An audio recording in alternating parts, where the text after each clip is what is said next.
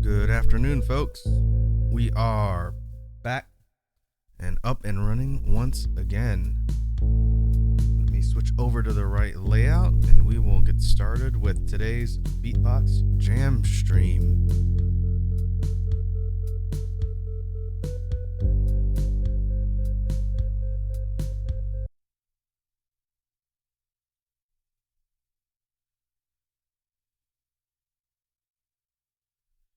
There we go. The first time using this layout for the new year.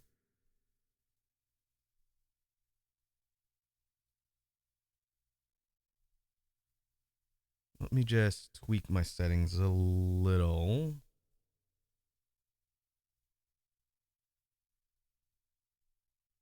Make sure I'm not getting any weird feedback.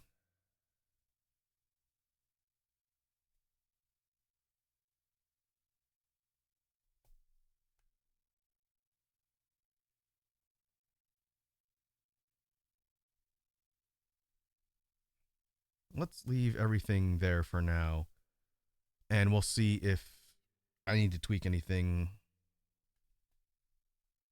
as the stream goes, since it feels like I haven't done this in a minute. I want to make sure everything is sounding clear and clean on the microphone. Let me throw on a real quick background music loop that I made while the stream was loading, and we'll talk about what we're going to do today.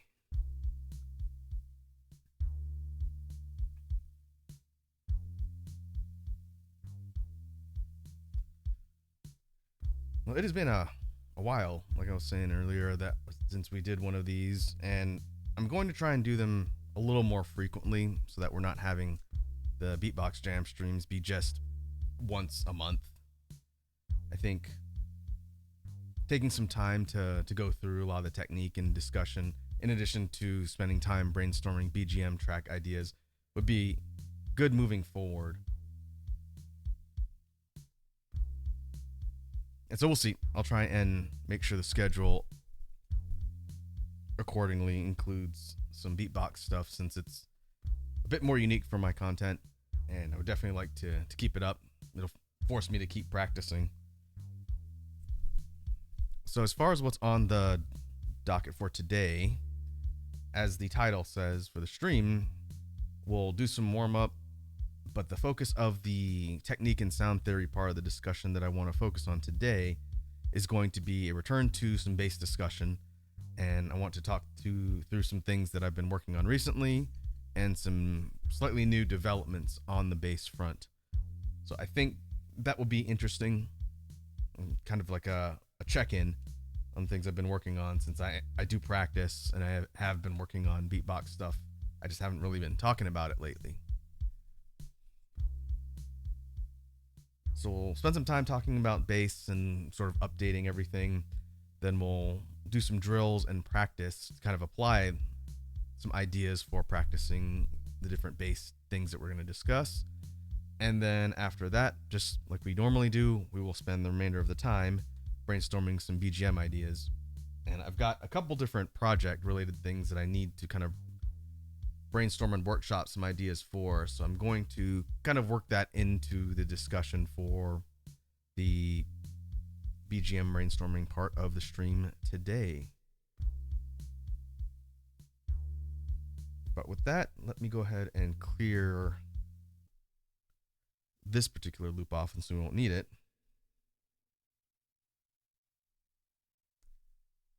And we can go ahead and do some warm-up freestyling to get the blood flowing before we get into technique and sound theory.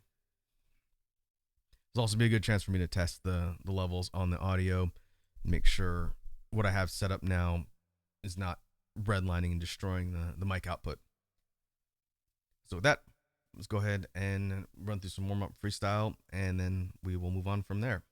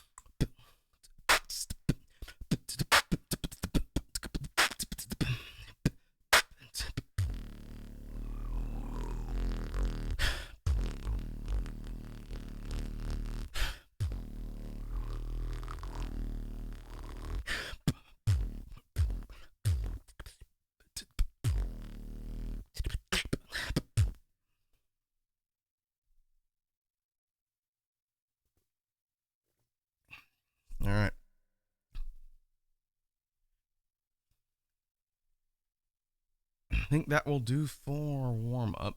Let me change the caption on what we're doing, and we'll move into technique and sound theory next.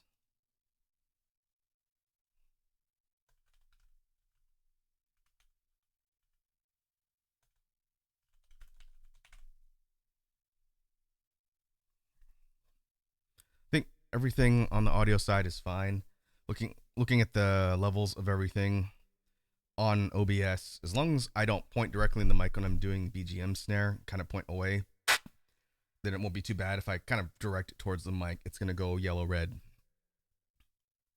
And so if you see my eyes on my model closed, it means I'm looking down at the OBS readout, which is on the screen right in front of me, and just making sure all the audio levels are in check and that we're not going crazy with the sound. But for the section of the stream where we talk about technique and sound theory, to kind of recap a little bit, every so often when we do these jam streams, we will return to the idea of bass. It's one of the core ideas and principles of beatboxing in general, and is one of my personal things to kind of talk about and practice and develop. But it takes on a lot of different forms, and we've discussed a lot of the different techniques, the differences in how those techniques are performed, and kind of the mechanics on these jam streams throughout the years now. And so I want to specifically for today do kind of like a large update and closer look at the vocalized external basses. So specifically, we're going to be talking about throat bass and vibration bass, an offshoot of throat bass today, because those are two connected principles that I have been working on throughout the recent weeks. And specifically this week, I kind of hit a breakthrough on vibration bass that I want to kind of talk about and explain, since it's still a little bit difficult for me to control, but I think if I keep working at it and fine tuning it, it's going to give me a kind of different variation in sound that I can really use for the type of beats that I like to make. So as a real quick kind of primer or recap for folks who might be watching this and haven't heard me talk about the bass technique for the vocalized basses before, real quickly, the throat bass, which is one of the kind of elementary vocalized sounds that people learn when they're first getting into beatboxing, depending on what they choose to focus on, is created with the vocal cords, and it's created by tightening and isolating a specific section of your vocal cords to create a vibration that gives you the kind of resonance and bass tones that the sound creates on the mic when you actually do it. And the mechanics are a little bit difficult to kind of walk through. If people want me to explain step by step how to break down throat bass, I can here. I have talked about it a couple times on previous streams. If you see in the archives anything that's talking about bass, chances are I have taken out a little bit of time to explain the mechanics, but I'm always down to do that again whenever people want further explanation about how the sound is created.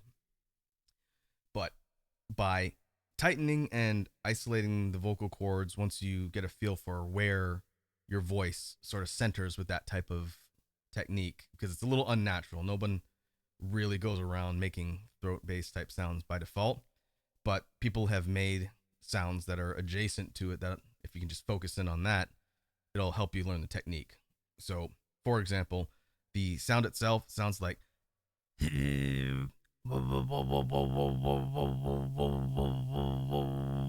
unfiltered or unaltered. It at the mid sort of has kind of like a buzzing resonance to it. At the higher end, it obviously pitches upwards and has much more of a kind of sharp sound to it. But the way a couple people have described creating throat bass is starting with something like either a cough or like a heavy sigh, where, let's say, at a frustration or whatever, you just go that, when pushed really hard, becomes a chest bass. But the part that centers on your throat, when you feel that kind of rattle or rumble in your throat or vocal cords, is the point where you want to focus on controlling and tightening, because that's what generates the sound for throat bass. So that kind of the little bit of buzz or rattle you hear by holding it, that's how you get the. And I like my throat basses filtered because it sounds more natural to me. So that's why you hear mine sound a little bit more kind of resonant, or the sound changes slightly. For example, just doing the sound open mouth, you'd get. And you can obviously change mouth position, use your tongue to create textures over it. But by closing your lips and narrowing it to more of an O, or even like a barely open space, like a flat O almost, you change the pathway that the sound's coming out of, and then it filters and the texture over it changes. So that same thing filtered would be.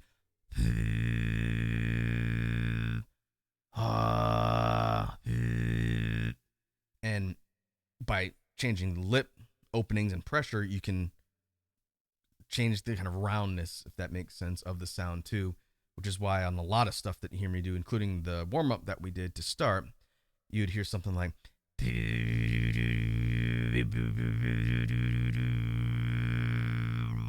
And then by interrupting the airflow and the sound flow coming out of your lips with your tongue, that's how you break up the bass line to make notes or make it sharper like a staccato or more broken up. So you'd get. And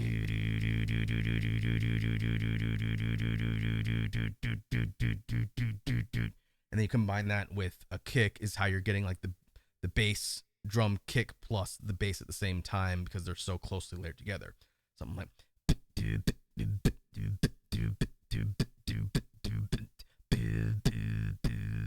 That was offbeat on the first one, and on the beat would be. That's offbeat.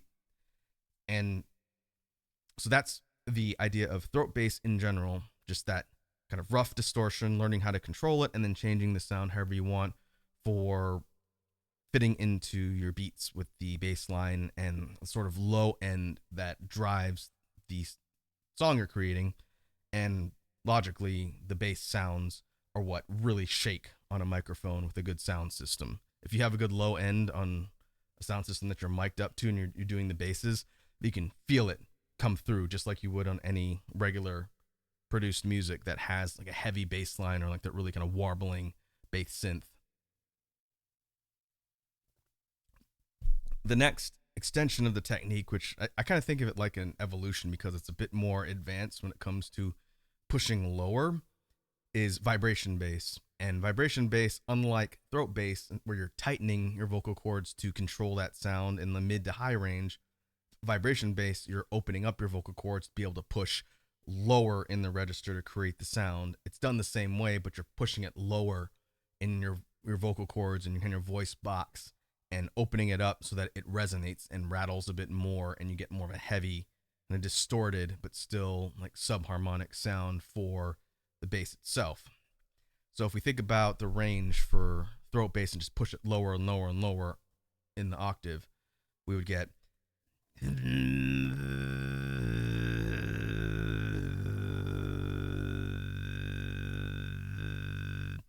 And that low tone is caused by, again, relaxing the vocal cords to let them resonate more, and allows you to push lower, just like you would be singing lower if you were doing like a vocal style. And you can do some really cool things with really heavy, aggressive sounds like bass drops in things like a dubstep or a really aggressive electronic song. And I've always been of the opinion that there's sort of a floor, a level that you can't really push vibration bass below before it can't go any lower. And other techniques like inward bass, which I'm not as good at, sort of gives you a lower starting floor, because when you're pushing low by default with that inward sound, it comes in lower and you can push it even lower than that. But in just practicing this last week, I kind of, without trying, pushed to a new lower floor on the vibration bass, and I've been drilling and practicing it all the way up to the stream today so I could actually demonstrate and talk about it. It'll be a little challenging as I'm talking because it's going to wear my voice out really quickly, but all I did was force the level at which I was doing the vibration bass before lower than I thought I could normally do. And I kind of combined the motion with a vocalized chest bass until I got the position, and then it became just a purely vibration bass type sound. And that's at least what I think in feeling the difference between a vocalized chest bass, like a and the new lower vibration bass. I could feel my chest rumble when I do vocalized chest bass no matter what. This new lower level of vibration bass, I can't feel it in my chest at all. It's 100% vocal cords. It's just very low. And so to kind of demonstrate where the sound is kind of hitting now, if I take, and I gotta be a little bit careful on positioning, if I raise my head too much and kind of extend and stretch out my vocal cords, I can't do the sound as easily than when I have my head closer to my body, which you can sort of see on my model because my head will tilt down. But being lower kind of compresses the vocal cords almost, and it feels more natural to open them up than when you're kind of stretched and your head's tilted up. And so if you think about where we were putting the floor before at vibration bass, which would have been around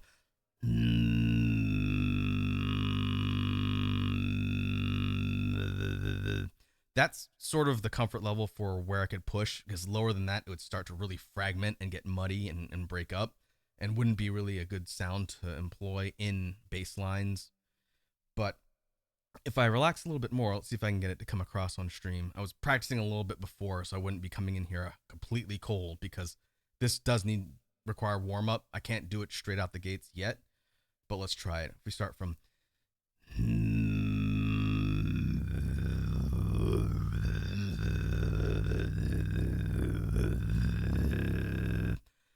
and I have to push a lot harder, which forces a lot more air out. So this particular lower level, because of how open all the airways are, it will deplete your air fast. And so you're going to hear me kind of having to stop and breathe to refill my lungs just to get it sustained. But that's kind of part of the practice that we want to do. So this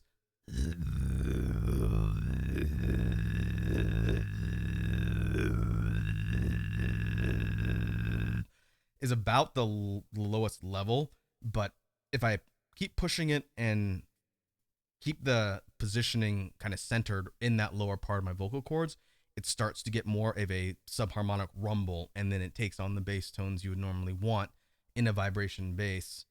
And that is kind of what I wanted to talk about today, because it's hard. It's probably the hardest of the external vocalized sounds that I've been trying to do, just pushing it lower, because I thought I hit the floor before, but there is more beyond that. So if we take the sound and add a bit more exhaling push from the lungs, in addition to just making that rumble in the vocal cords, let's see if we can get the subharmonic sound to come out. And if I can keep it controlled, then we can start to practice doing it in different variations. So let's give it a try.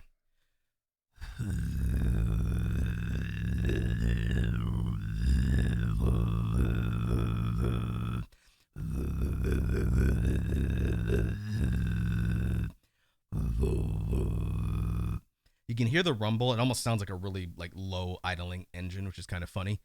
But there's a bit of kind of a rattliness that comes in when you really get the subharmonic undertone, I guess would be for a bass sound. And that's what I'm trying to drill to do consistently. And so what I've been doing, because you do it in short bursts, then your muscle memory is going to only think you're needing the sound for short bursts, rather than do that and sort of lock my path off to be able to do it for long sustained parts of a song or routine or whatever. I've been trying to stretch out the time I can hold that low rumbling note, and especially if the overtones start to come in, just keep that control and just try to do it for longer stretches. And this goes for any of the basses, whether they're in external vocalized or internal vocalized. I think trying to force your voice to get used to doing extended versions of the sound as long as possible will train endurance, and then it'll be easier to do shorter ones because you're going kind of back and just making it simpler, as opposed to training short bursts, and then if you need to do it for an extended amount of time, you don't have the endurance. And This does, again, sort of wear my voice out. It's not putting the same type of strain on it that something like a harsh growl or like metal vocals does. It's not the same type of strain, but it is forcing a lot of that resonance, and that does just tire your voice after a while, just like it would be if you're talking. So let's take a look and see if we can push the sound for longer, and then I actually want to look at what the readout does because it's such a low sound. I'm curious if it's causing my mic to go near red line. So let's give it a try. We'll go for several longer stretches, and then I'll just try and keep the sound controlled as long as possible, and we'll see what happens. And then this is kind of going to be like the drill practice portion of the technique and sound theory discussion, because this is what I've been doing throughout the week as I'm trying to refine this particular new level of like the lower note.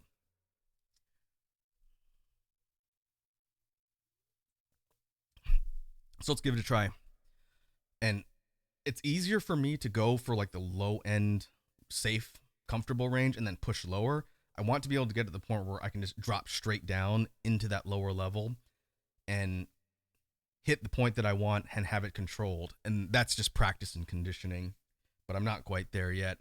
So you'll hear me start maybe around and then push it lower. I want to be able to drop down initially at some point once I get a little bit better at it. But let's give it a try and try to go over some extended notes and see what that does.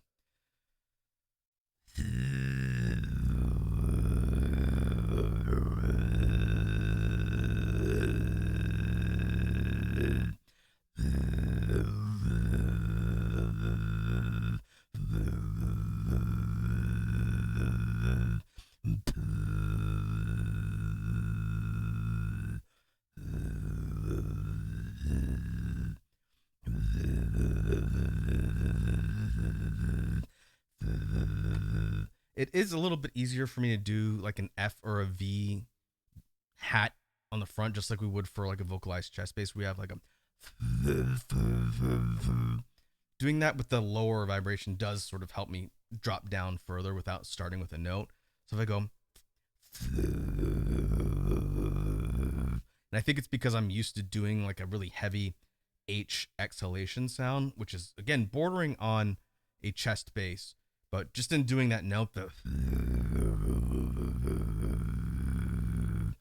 I don't really feel the same rumble in my chest like I would if I was doing just a vocalized chest bass.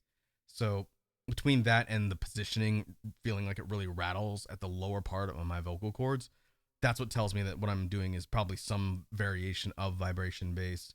And some of the folks who have a really, really clean, refined vibration bass like remix, I can hear a similar arc, but it's not at the level of control and cleanliness that the experts and pros are doing. That's kind of my goal and where I want to get with it. But in the meantime, just being able to have the control and drop down is what we're going to be trying to practice. And maybe what we can do is try and mix up the low sustained notes. Like you hear me do it once in the previous example, but in adding a kick just to think where we'll be placing it if we were doing an actual structured song, because you're not just going to be doing the bass in a vacuum on its own. You need to be able to slot it into the right place and get it where you need it in order for you to construct the rest of the song. And I'm not quite at the point where I can do that comfortably with this one, but that's what we'll kind of be working on here. So maybe we do kind of like just like an intro kick, sustained note, kick, sustained note for now, and then repeat that for a few cycles, and see if we can keep the sound clean, and one, at the note that I want, and two, maybe pushing to see if we can get more of the resonant subharmonics to come through. I don't think it's really coming through now. It might just be because I'm not used to hearing myself in my headphones, but we'll keep working on it and just go for practice. So we'll keep drilling here. So if we take the sound,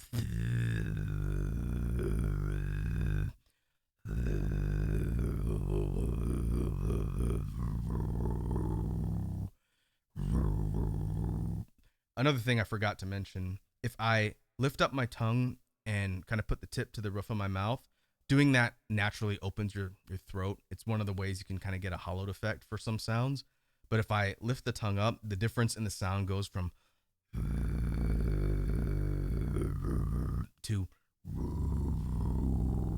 it's probably really hard to hear unless you have your volume way up, but the pitch does just lower a little bit more. It creates this distortion where if I'm trying to create a textured note, I can't do that. But if I'm purely practicing on getting the sustained note to push and stay at the level I need, if I lift up my tongue, then it gives me more kind of room for the vocal cords to open up. So I need to remember to do that, since that also helped me push lower and keep everything at that lower note. So let's try and add in the kick, and we'll do that, and we'll see if we can get more control.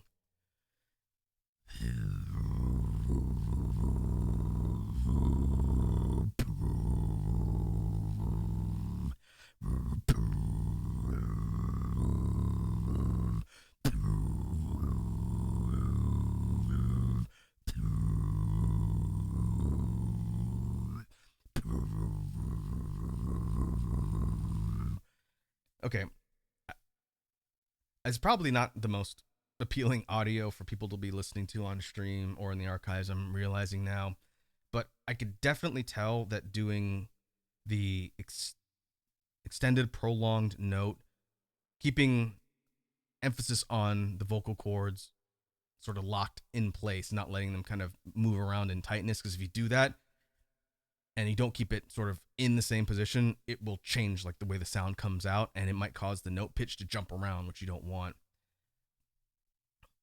And so you might, again, it might be hard to hear because I don't have full control over the sound yet, but I can feel and hear in my headphones the subharmonic is there. It's a little bit subtle and it's not as loud as I would like it to be. But in addition to just this rumbling growl, which probably sounds like a demon to people, in addition to just that low growling note, you're hearing an actual bass note there, which is the whole point of doing the sound. And I like the way it hits as a really kind of like aggressive and heavy sound compared to something that could function as just a regular low tone as part of a song, a few notes up higher on the staff for that vibration bass, like the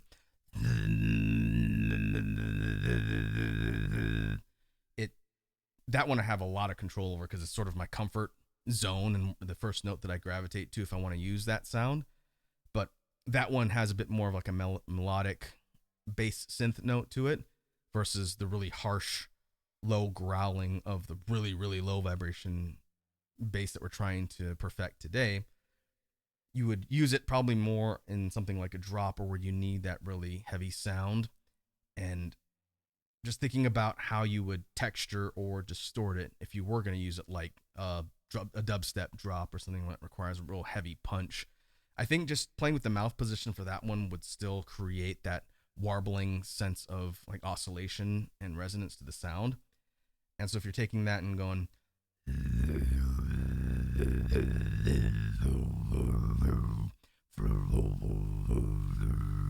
it's creating more of a pulse.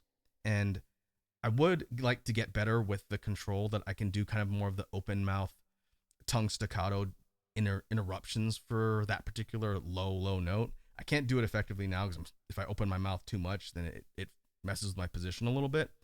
But the parallel example that I'm trying to duplicate would be if we took that same regular comfort note,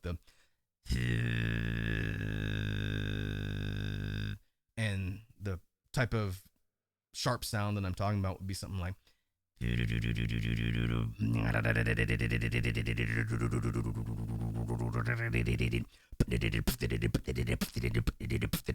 and that's done by opening the mouth a lot wider, more like a grin, and then using your tongue to interrupt the airflow. That I can't do with the low note because as soon as I open my mouth more, the muscle memory causes me to sort of lose control over the note. So we're not to the point where we can really distort the texture of it yet. And that's pretty normal when you're just learning the bass sounds and trying to get comfortable with making the sound come out consistently. You can't just go right into the variations that are messing with the sound itself and texturing because you don't have the muscle memory. And so I think that will be the next step in the learning process as far as coming up with ways to alter and mess with that really low vibration bass. I could sort of do it a bit just with my lips, but I have to keep them kind of closed because, again, if I open my mouth way up wide, then I start to lose the sound itself. So we think.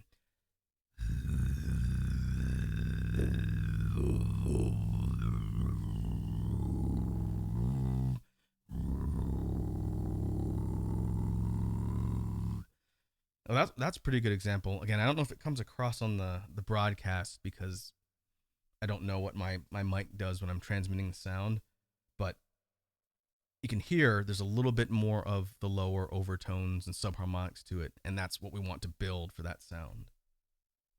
Hey, we got a hydrate from Lava. Lava is here. What's up, Lava? Welcome to the stream. Good to see you as always. And Lava dropped, redeem, drop a beat. Okay, I can do a beat, but I guess it's been a while since we've done a jam stream, and I don't even know when the last time I mentioned it was. I really need to remember to disable drop a beat for this type of stream specifically, because you shouldn't have to use points to get me to beatbox when I'm doing a beatboxing stream. In fact, maybe I will take it off on future ones, because if people just ask me to do a beat while I'm doing this, then it's essentially like free beat drop day, and you shouldn't have to burn points for that.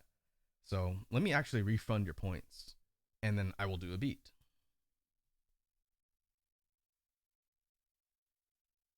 In fact, I haven't cleared my request queue out in a while. Where are you? Bottom? There it is. I'm going to refund your points back, and I'm going to drop the beat. So save your points. Don't redeem that one when I'm doing a beatbox stream. Just ask. Just say, hey, idiot, stop what you're doing and drop a beat, because that's why you're here.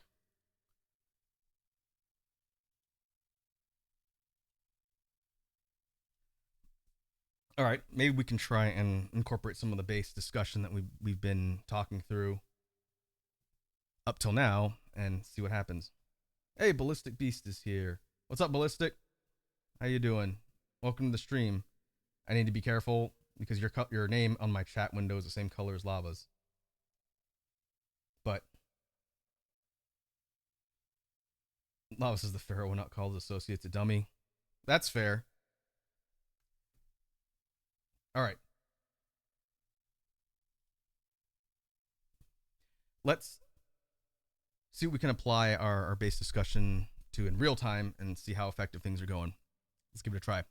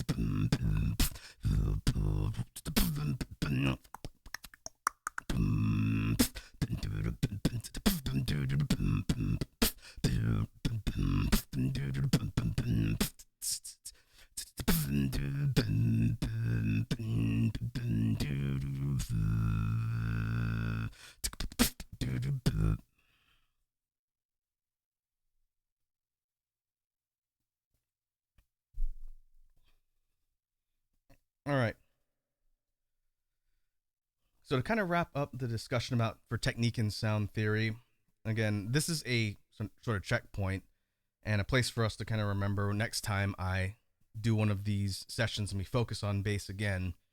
The hope will be the next time we talk about it, my control over that new lower vibration bass results in a much more controlled and something that I can demonstrate easier. I just learned that I had sort of lowered the floor on how low I could go with that bass. I want to say last Wednesday, maybe the middle of the week when I was just messing around practicing. And that was a bit of a surprise because I had kind of just assumed that I hit the wall as far as how low I could push that particular type of bass sound. And then just by sheer accident, I was messing around and then the pitch dipped. And then when I messed around with it a little more, I started getting a consistent low note with the start of that rumble and subharmonic sound. And so I've been working on it every day since I found that out in the middle of the week. And hopefully, after I've had a couple weeks of practicing it more and more and just pushing the control with the sound, then I'll be able to, one, have it come across more cleanly, and then also use it in beats. I tried there, and I don't know how successful it was because it still feels kind of messy and muddy, that low note. But once it's clean and I can go straight into that really low register consistently, I think it'll be really neat for doing, again, heavy and aggressive drop type songs, and it'll be definitely something that I want to put into the rotation for regular sounds. As far as what I've learned, kind of what we've been discussing over the last, I don't know, half hour, the best way I could think to drill is to just push the sound as long and as consistently as possible right now. And I'm going to keep doing that, and maybe after a week or another week or so of doing it consistently, I'll start working the variations in texture that we talked about, in changing mouth position, tongue position, etc., to get that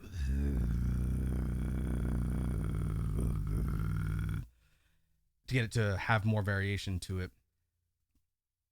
And again, I don't know how well it comes across on the broadcast because it's not really the most pleasant thing to have blasted directly into your ears, but I can hear just in my headphones on my side that the bass note is there, and it wasn't when we first started doing the sound at the beginning, but it takes a while to warm up because it's such a different lower positioning in the vocal cords to do. And so by getting more control over it, it'll definitely sound better too. It shouldn't just sound like a messy gurgling rumble. It should sound like a low sort of chugging, but also have the note over it, so you could foresee it coming out of a musical instrument and not just like an unholy demon from the abyss. And so that's going to be probably my main focus of bass training for a bit, because it's something I want to refine. We do also need to return to the inward bass discussion too, because I've also been working on that, but it's not nearly as polished or controlled as the other basses I have. And now this new external vocalized bass floor is something I want to investigate further, because you never know, if I get really good control over that technique, it might allow me to push it even lower, which would be great. More kind of versatility and options in the sound you can generate is good for the overall repertoire. And so it'll probably be maybe a session or two before we come back to bass, but I hope to have some more updates for you folks on what I've learned. And with enough practice, hopefully we'll be able to see an evolution.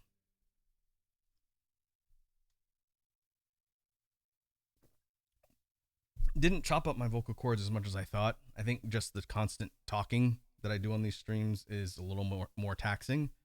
But if I practice that particular low vibration bass for, let's say, like 15 to 20 minutes without doing anything else, it definitely tires my voice out a bit. And so I think it would be good for us to get ready to move on to the BGM brainstorming part of the stream. Unless folks in the chat have any questions about what I've been talking about on the stream today, or related to bass specifically, which, again, you can always ask questions. Don't be afraid to stop me when I'm working on stuff, either to request that I drop a beat or explain some of the techniques or sounds. But what we can do is switch the outputs over to BGM, and I'll continue to leave the floor open if anybody has general questions. So let me switch my mic and then turn my synth on, and we will get into some BGM brainstorming and see if we can come up with some ideas for future projects. Give me one sec.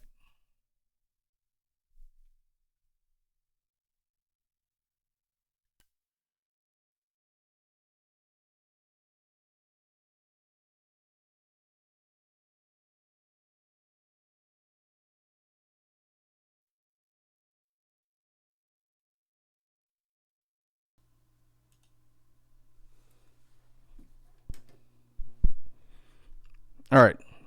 You should be able to hear me normally. It's going to sound a little different because I'm running through my Scarlett now, not my loop station. So it probably will be a little bit less sharp and boosted. But we should get inputs from the synthesizer now. And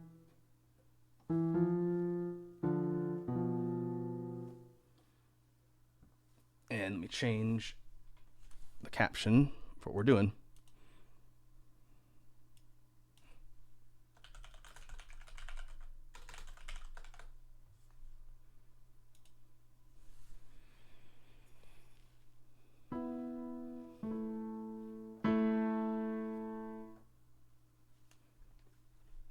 And we should be good. The ads start. I just got a pop-up on my window here while I'm loading up the instrument kits that I want for under ads. We'll give that a second for it to pass.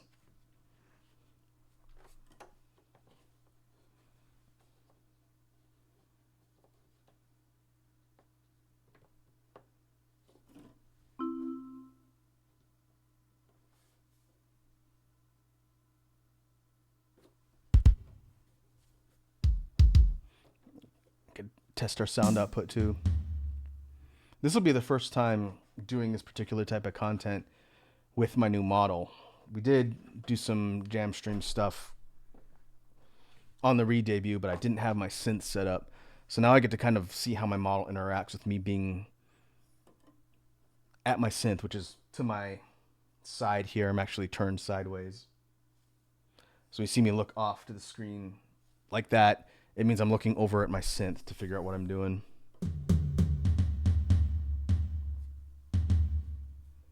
Okay.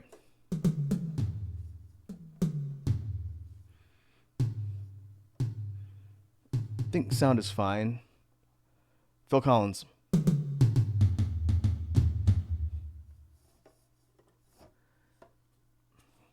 All right. So the first one that I want to work on is something I have not done on stream style-wise. And I'm not going to talk about what it's for, but it is something I need for a future project. I want to try and experiment around with some combinations of sounds, and I want to do a ska sound, which isn't going to be too out of the wheelhouse, but it's a genre of rock I haven't done before, and I might have to toggle through a bunch of my instruments to find the right brass I need.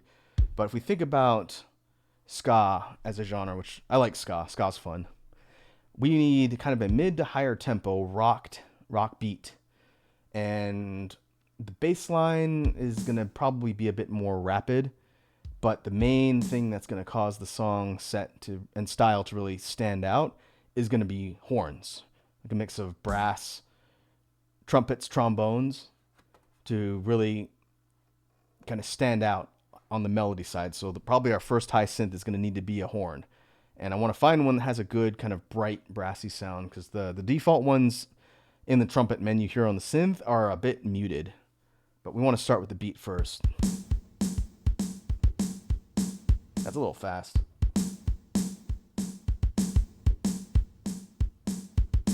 That's a bit more in the middle.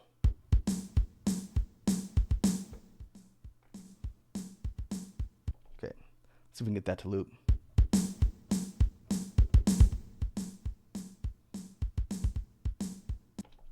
Nope.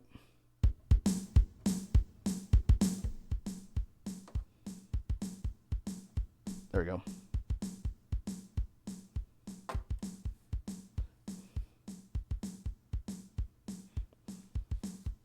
I'll keep the playback about here. Folks in the chat, let me know if I'm competing too much with the playback from the loop. Now we need to put a hat line on here.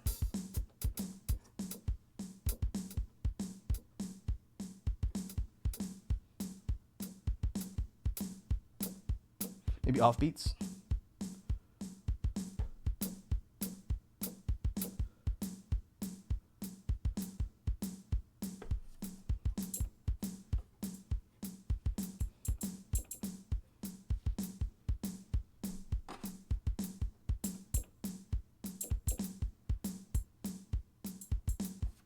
Oh, it's a little offbeat on the last one.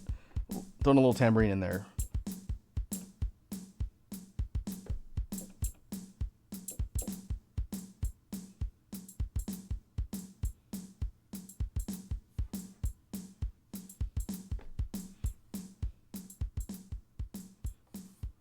All right, and that's functional.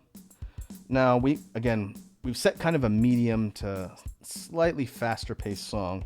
So I'm thinking for the bass line, we go for a slicer, which is going to give us rapid cut up notes. And then we think about how we're going to make the note progression and combine that with guitar to bass to give it more push, but not too much.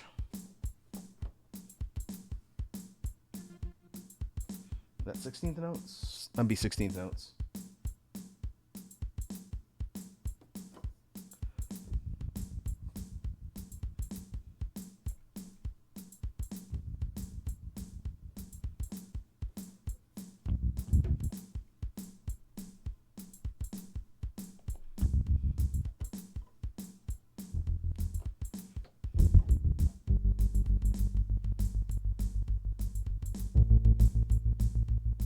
We can actually turn the guitar to bass down a bit so it's not making it really like rattly with a low end bass.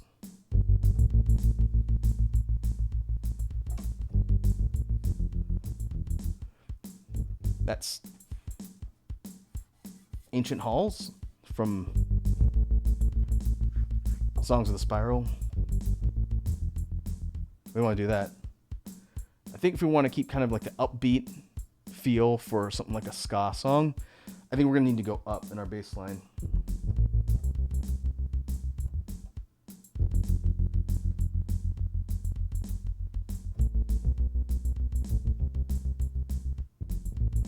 Alternate steps.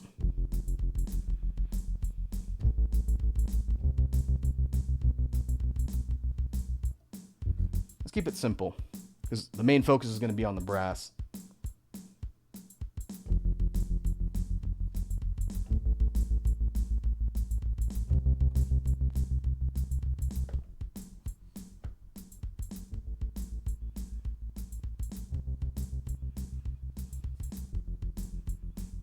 Okay, just 3 notes, but with the slicer, we have it sort of chopping up, so it sounds like a really quick strummed or plucked bass. Now horns. I figure out where the advanced horns are on my synth.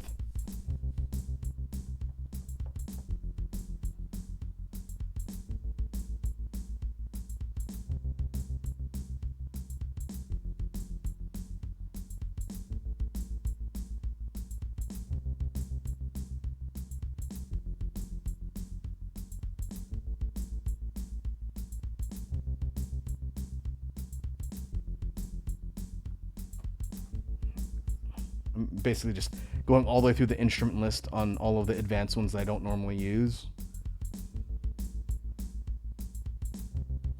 Oh, there's some more basses in here.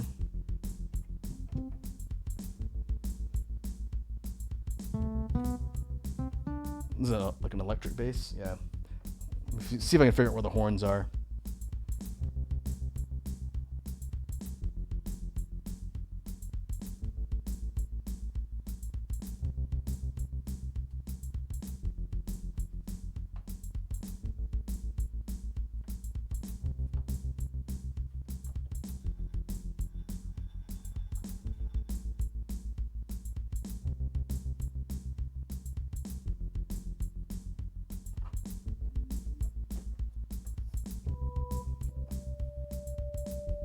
Well, that's a really interesting effect on an electric guitar.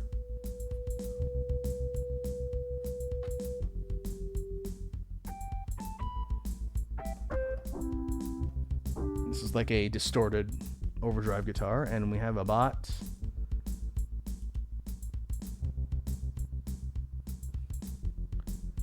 Come on, menu, where you at?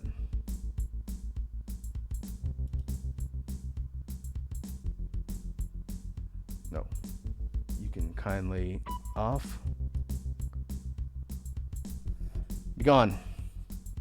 Alright, still looking for trumpets.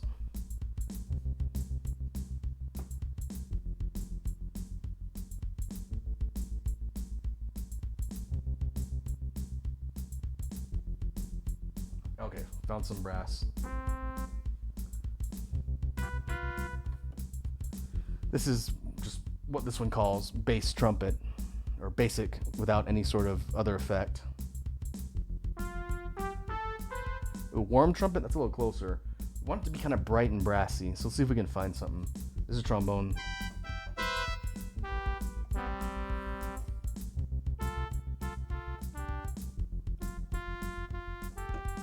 If we go high enough on the octaves, it actually does sound like a trumpet.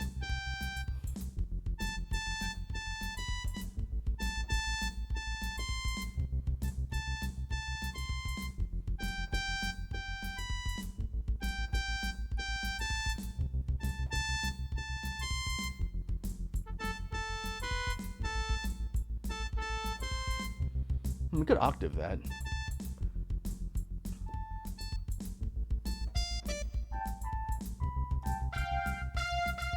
This is kind of like a big brass section.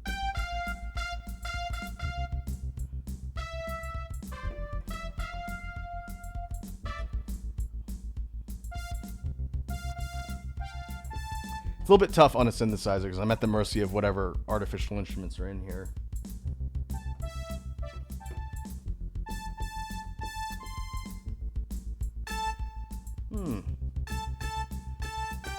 Okay, I think that's the one. It's got a real kind of brassy and bright sound.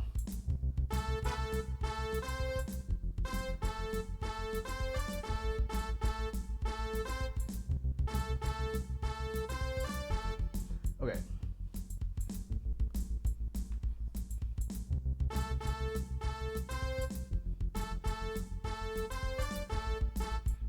Okay, let's start with that melody and then we can kind of play around with it.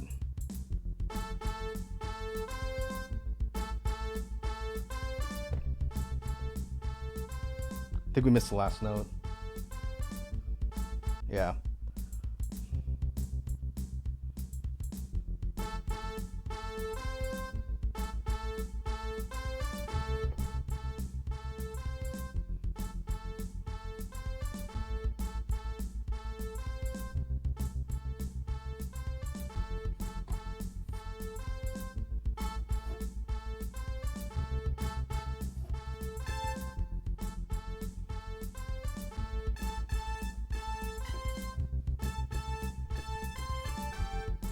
Okay, we can layer on an octave, go a little bit higher.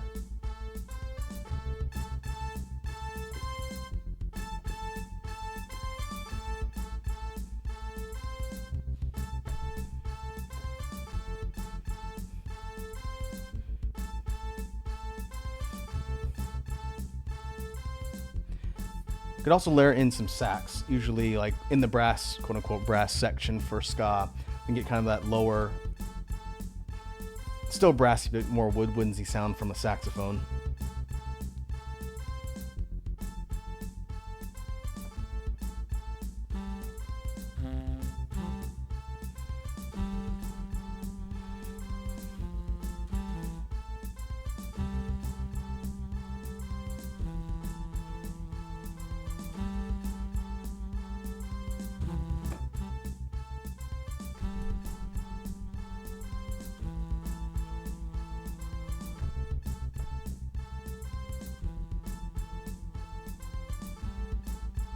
Let's record that in a little bit higher, kind of low volume.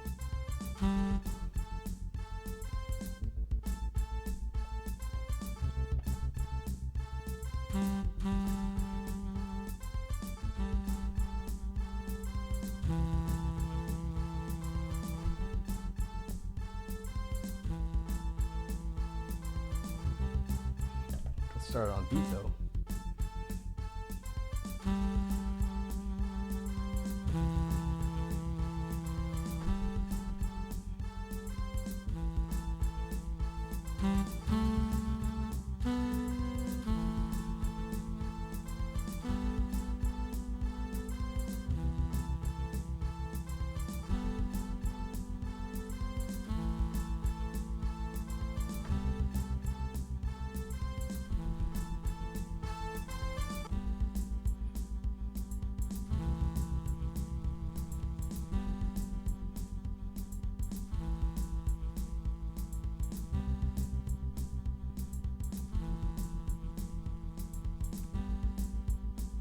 What we did is kind of a harmonized, simpler saxophone line in the background.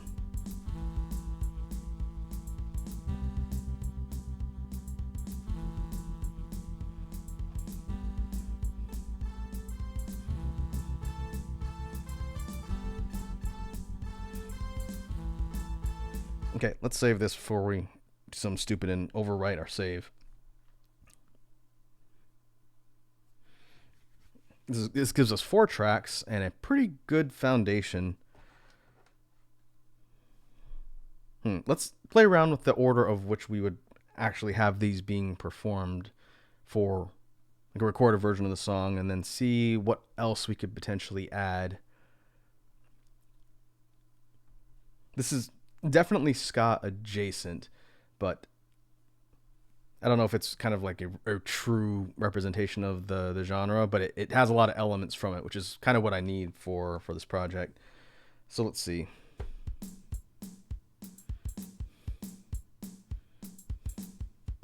Let's start with the basic beat.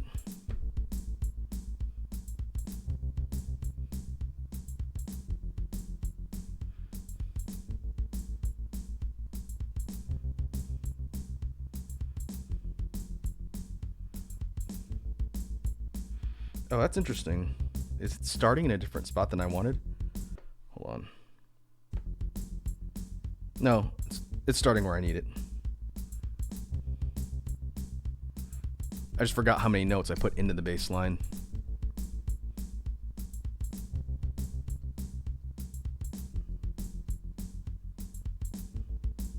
It has the wrong number of notes. That's why it sounds weird. I think it'll actually work fine though.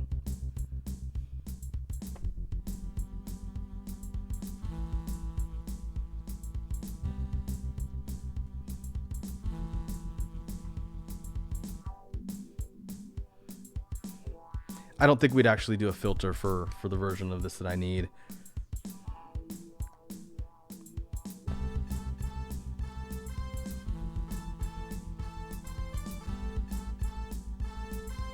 And the horns come in.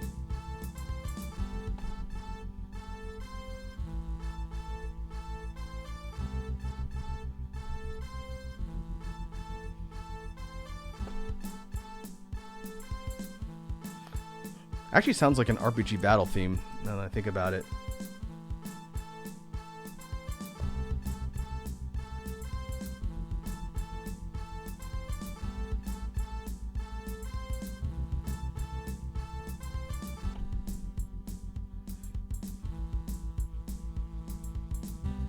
I think the saxophones need to be a bit higher up in the mix.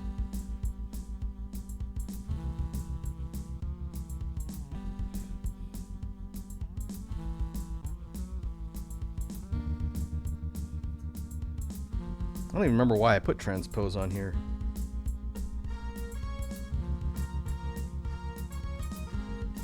That would be fun.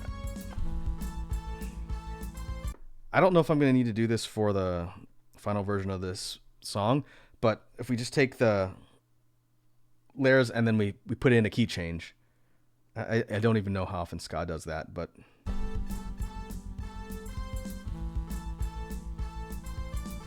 we'd need a transition.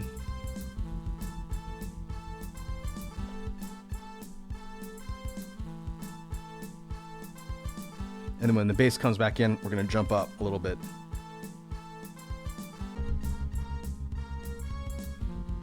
Oh, that's fun.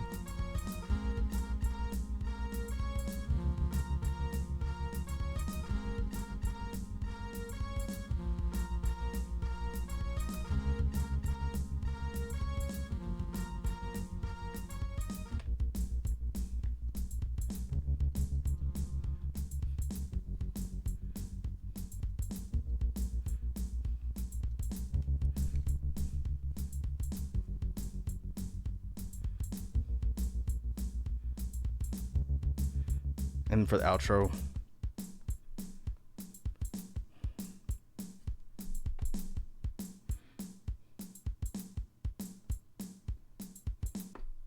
Okay. That is definitely functional. I'm going to bank that one, and we'll see if it ends up being useful in the future for a project. Let's go ahead and move on to another idea. This one will not be ska. We'll go back to kind of the more electronic vibe for this one. Let's clear this off and save a blank file. In fact, I'm going to change my mind. It will be like somewhat electronic adjacent, but I need a completely different style for a different project coming up. So we're going to go kind of in line with what we did for Lightbane Temple. We need sort of a big, a sweeping, kind of like, not symphonic, because I don't know if I'm going to have symphonic elements in here, but I want to mess around with some choir and strings. This might not even have any percussion at all. So let me cue up the synth and see.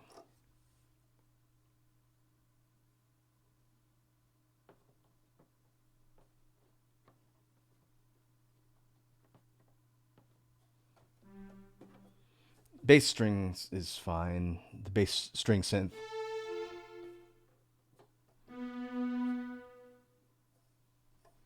Let's find a good place to start.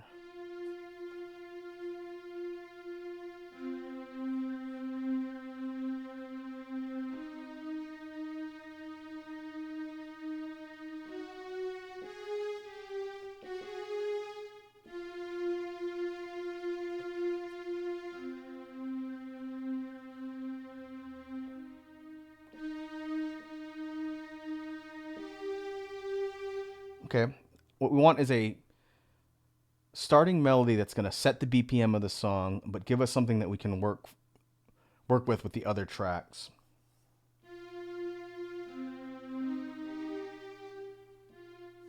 That's a good start. So let's get that recorded, and then we'll figure out what we're going to do with it.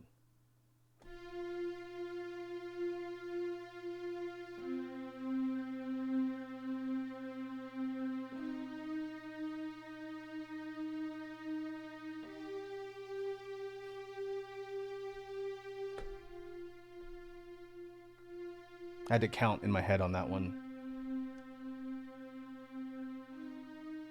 Slow 4/4.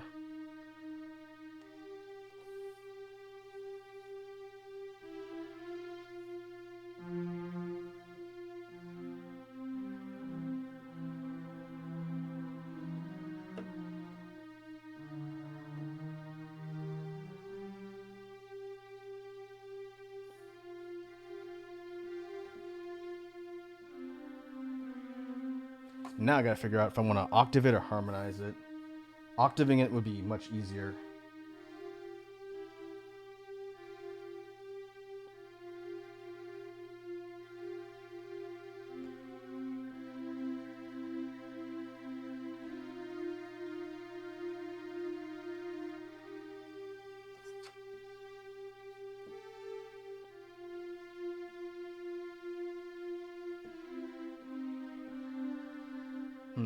Maybe we go for an octave.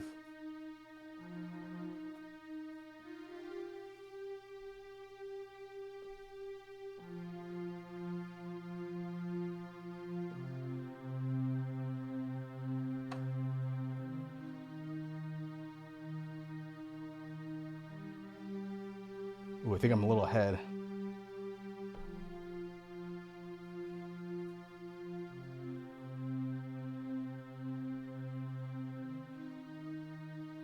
Not that far off.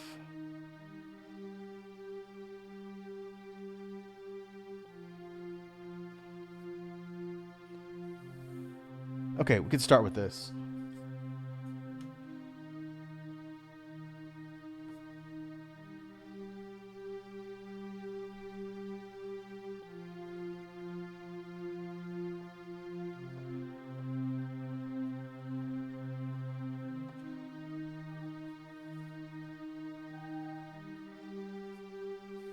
Now I want choir.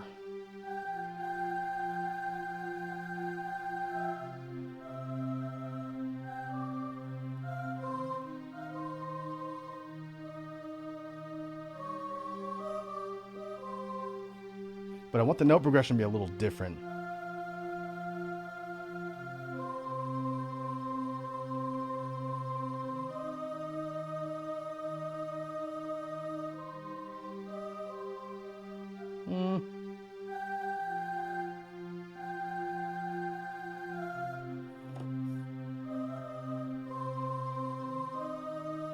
Not having a beat to count off on is making this harder.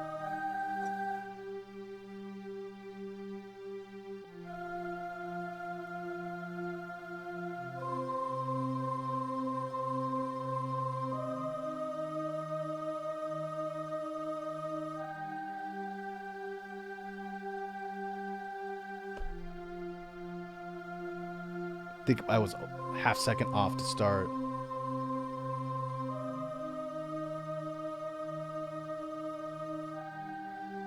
Yep.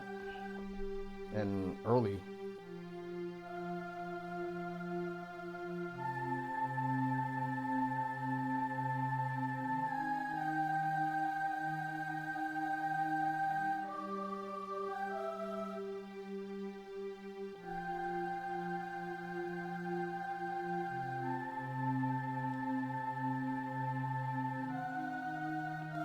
Wrong note. Trying to do a counter melody here, not the same one.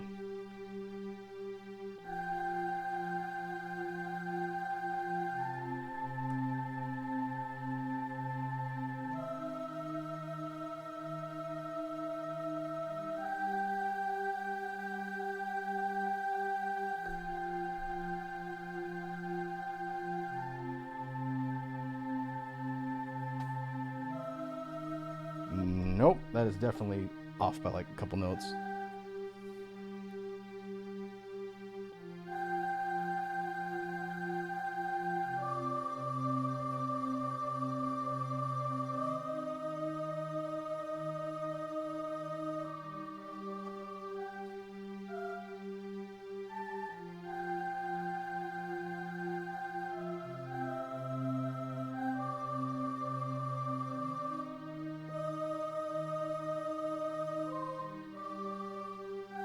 That might work a little better.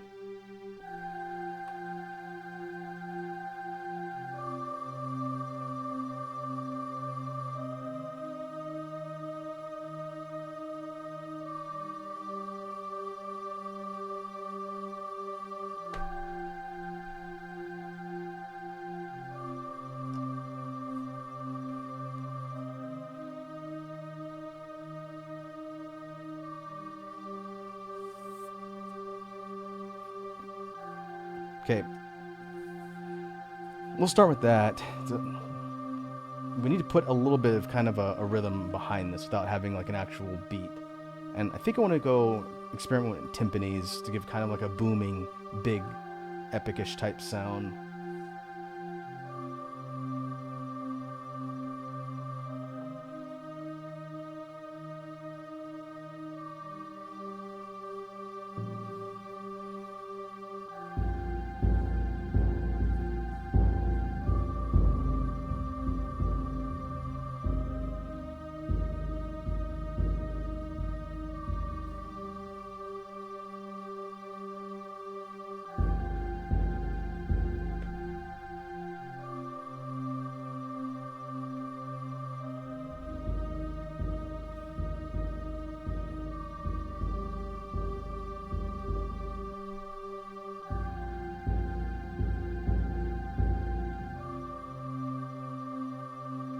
This will be a challenge, because now we're trying to sync the beat up to the melody.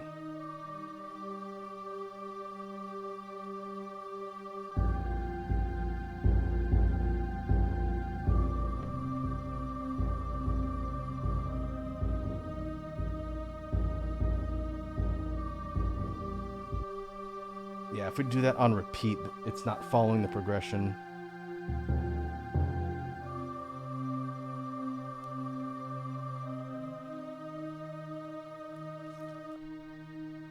Let's mute the counter melody for a sec.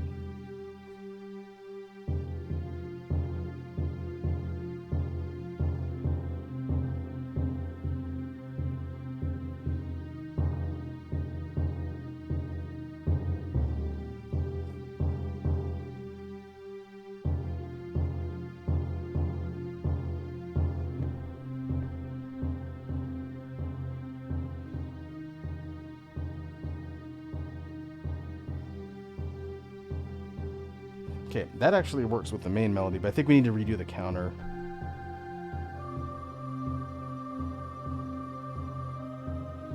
Yeah, I think that's what's throwing it off. We'll delete that out.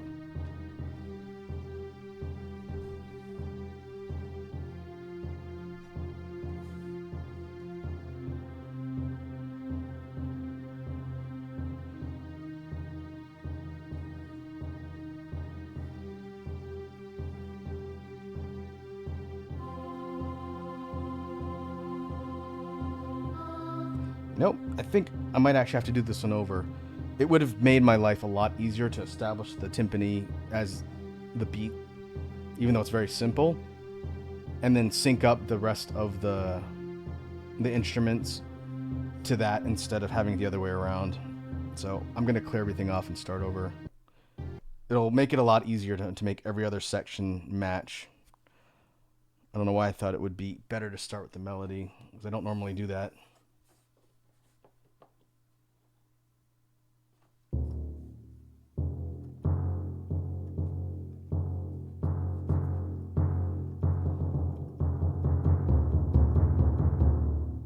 Okay, so we'll establish this with just a simple beat, and then everything else should be easier to sync after that.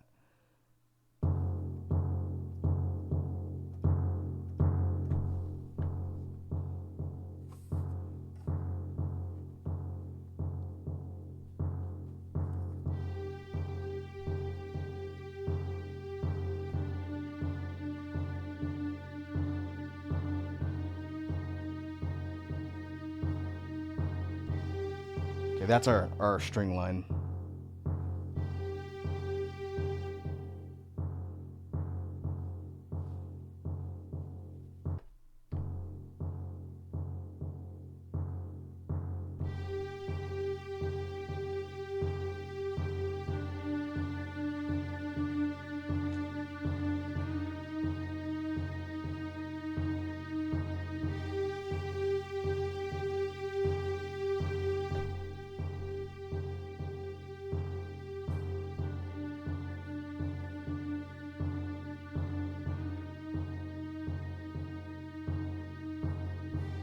Okay, much better.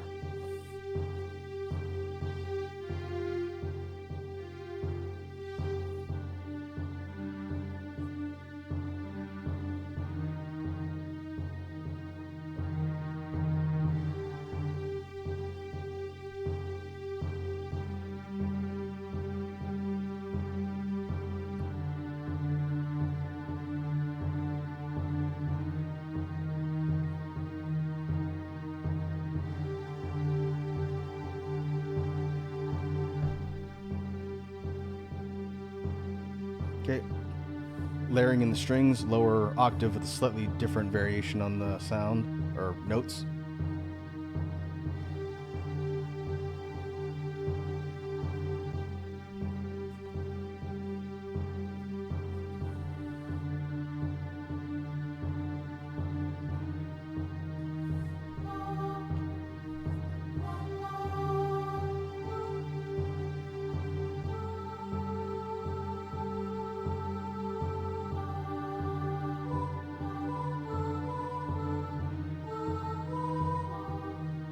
Okay, now let's figure out where we're going to put the choir.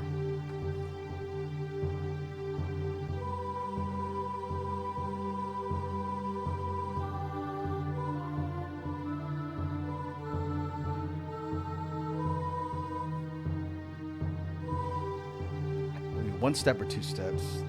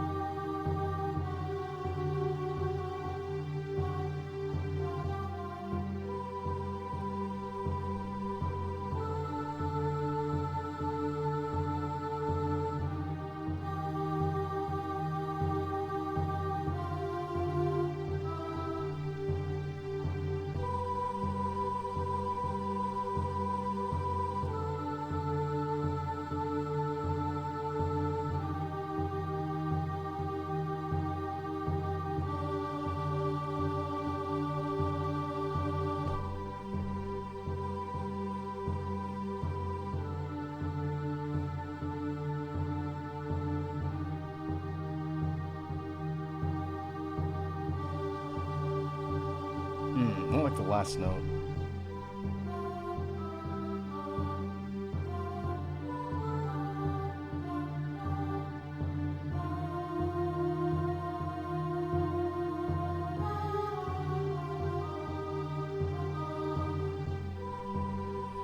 Let's see where we can end with the last note here.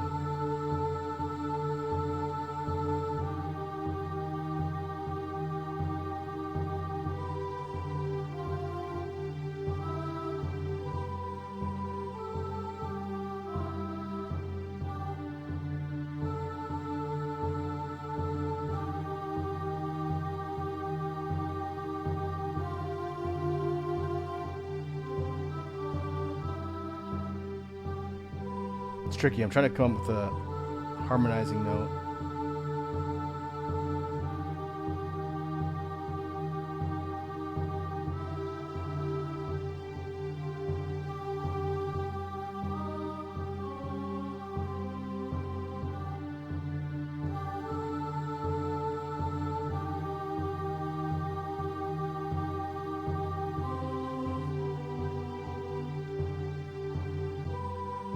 Way down.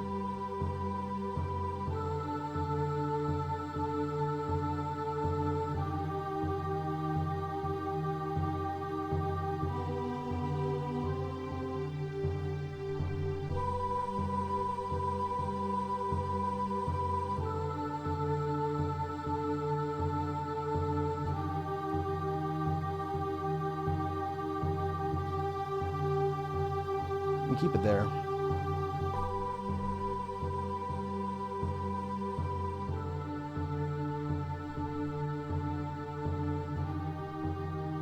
See if it cut off evenly.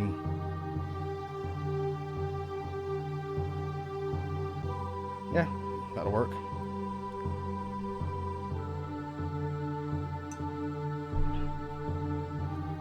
I do think we need kind of a low end.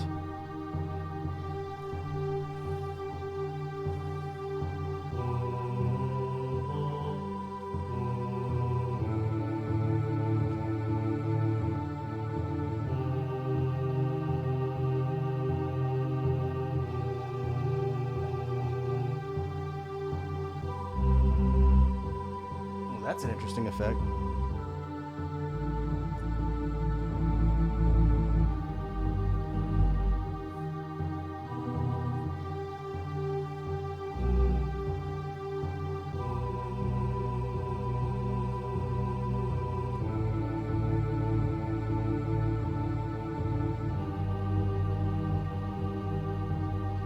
That's guitar to bass applied to the choir synth at a really low register.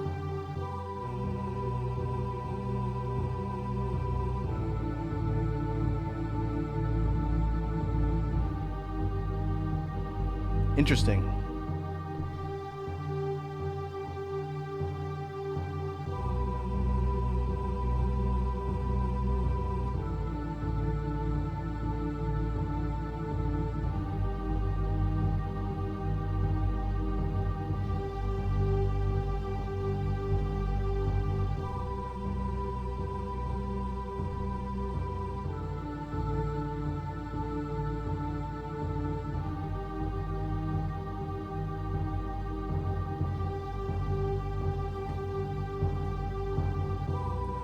Okay, I think we got a good skeleton here.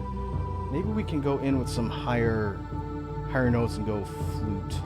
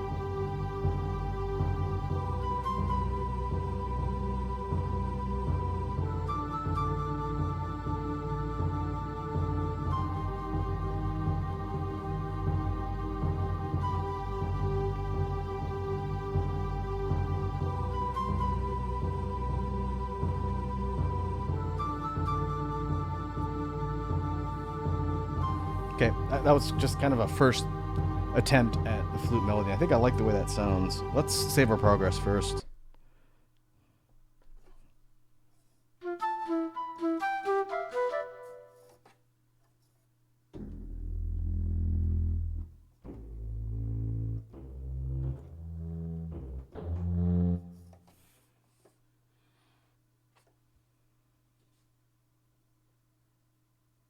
Okay, I think we have, again, a good structure.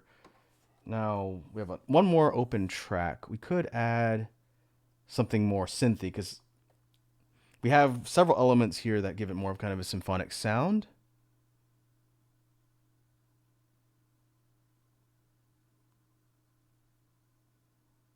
So let's see what we can do.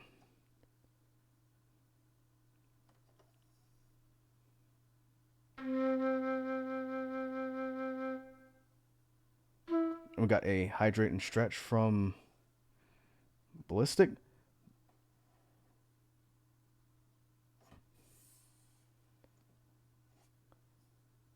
Where is my water?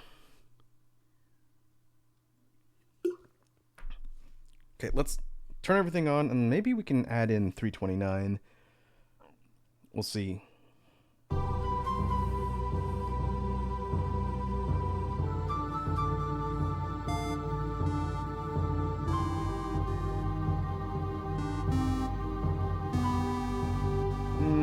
I think if we do that, it's going to give a really kind of video gamey sound. Oh, I realize how loud this is playing back.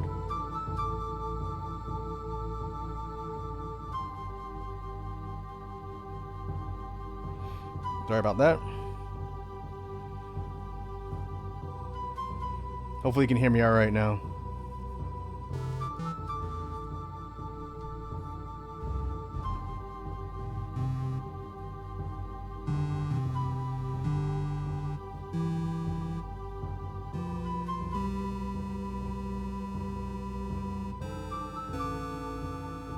Yeah, I don't think I want to use 329. That would really change the feel of the song.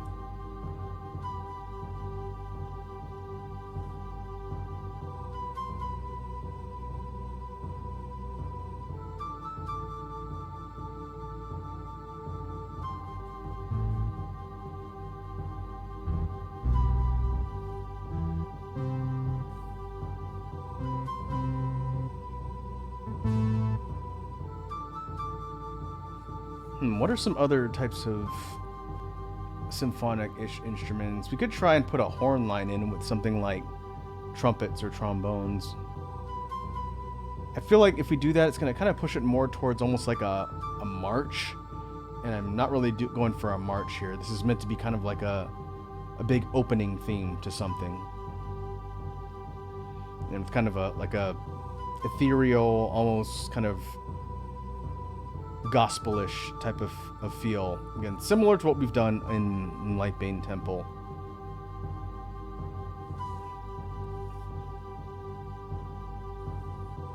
Or we could go... Oops, turn that off.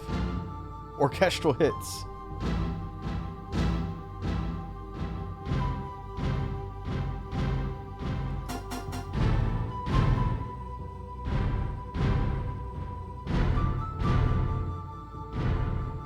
Make sure the audience is, or the listeners, awake and paying attention.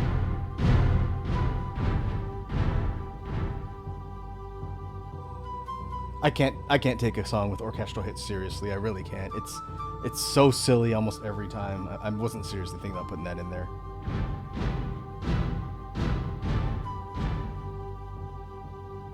Let's see if we can get horns and just play around with what that sounds like if we have maybe kind of like a subtle horn line, not something that's going to be like a really forceful or like big sounding melody, just something in the background.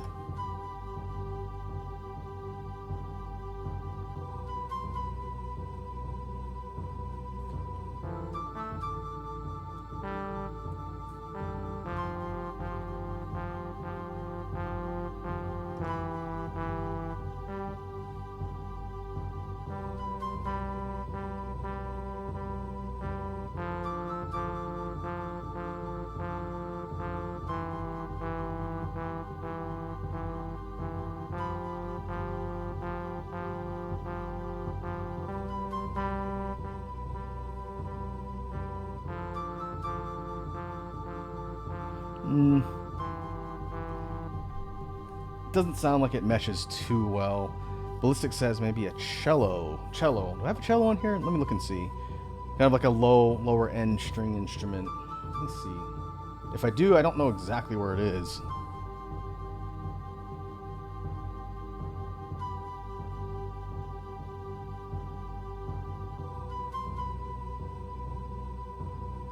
I do. It's in the string section.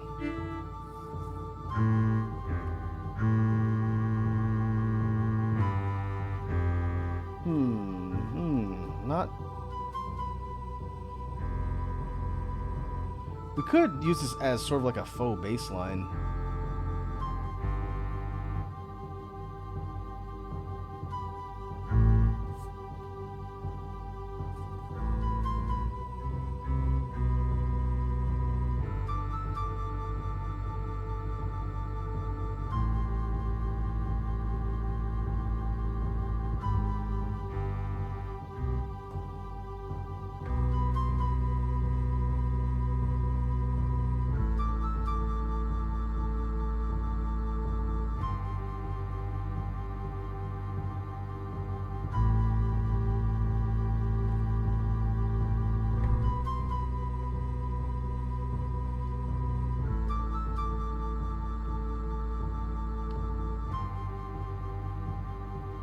I do like how that sort of props up the rest of it.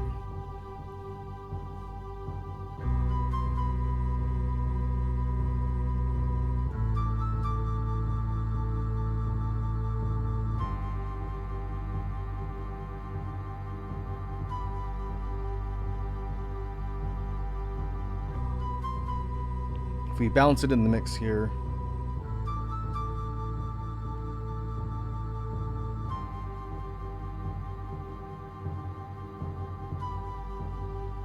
Yeah, I think that does work. It's a good suggestion, Ballistic. I've got it low so that it's not overpowering the rest of the strings.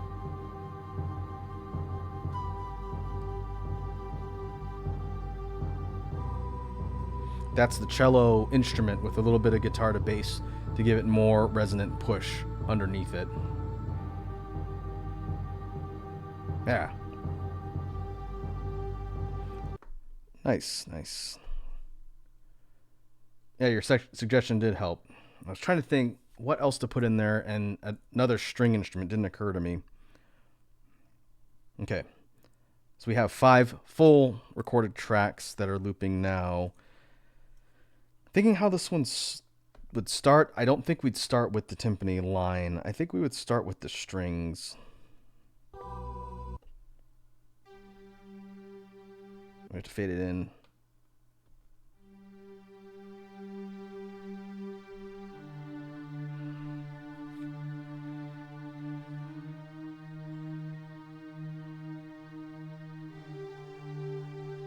And maybe we start with the cello next.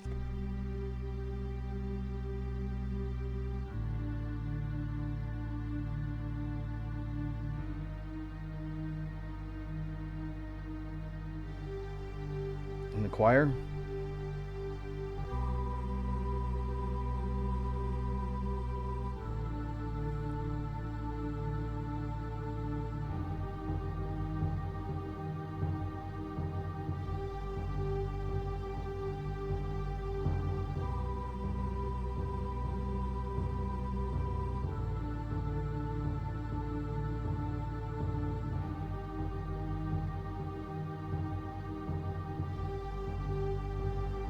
Bring in the flute.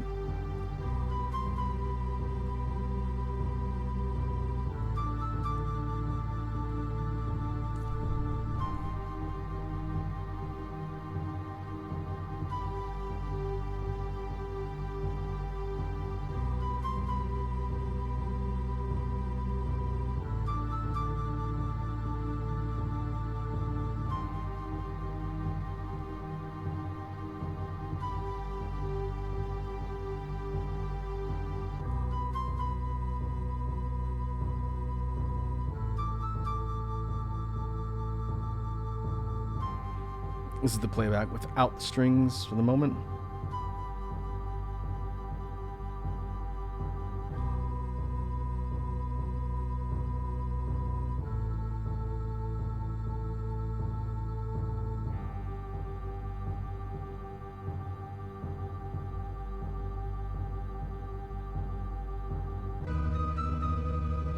Woof. I had transpose on from the previous one we were working on. Transpose does not always work effectively depending on what type of track it's applying that effect to. But it definitely does not sound good, so we're not doing that.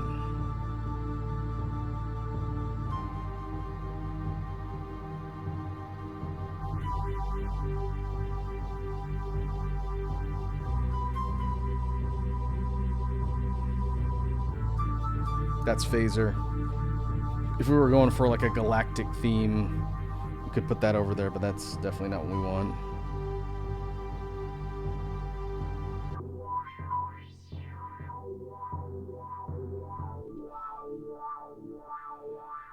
This is filter. No, I don't think we need that. This one is not going to have any track level effects, I think. It's going to stand alone purely based on the instruments. Okay. That is useful. I can definitely work with that. Let me see. I was going to show off a couple other prototypes that were kind of connected to that ska one we did, but I think I'm going to leave those unrevealed for now because I haven't figured out what I'm going to do with them yet. Instead, let's move on to another one.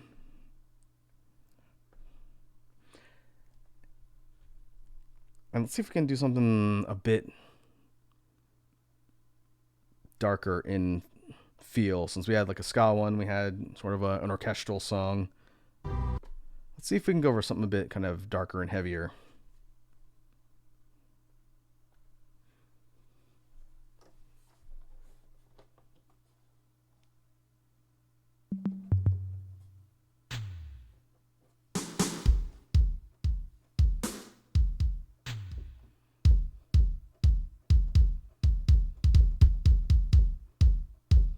Maybe it doesn't have to be slow per se. Start with a kick beat.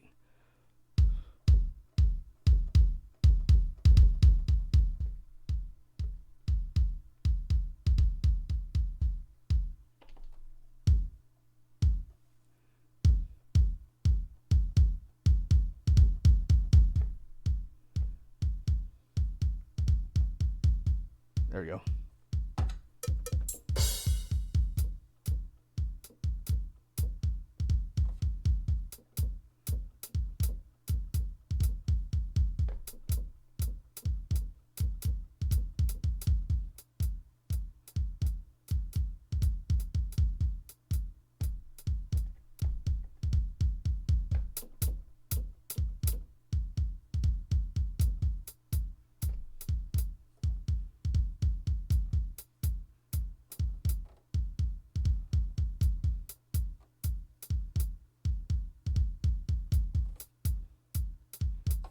Okay, now we need a snare.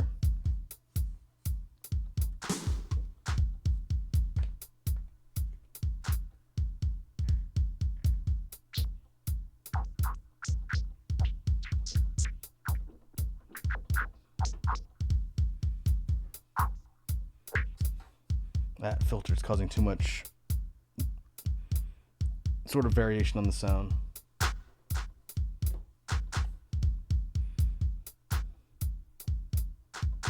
I feel like for do the clap snare, it almost makes it more kind of like a dance song.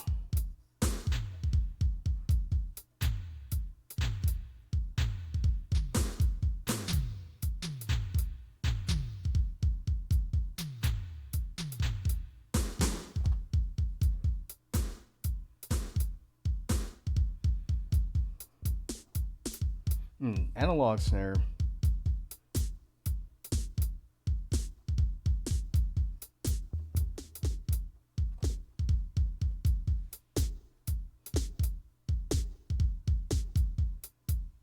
That'll work.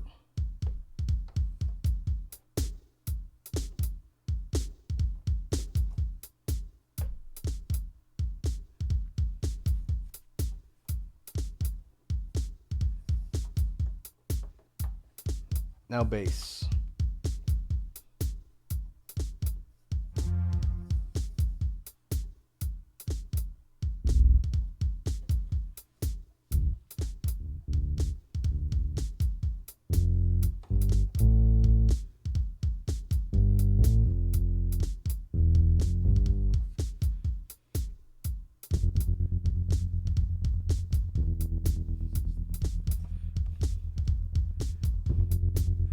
Okay, kind of a lower, almost minor key progression. That definitely gives it more of a darker feel.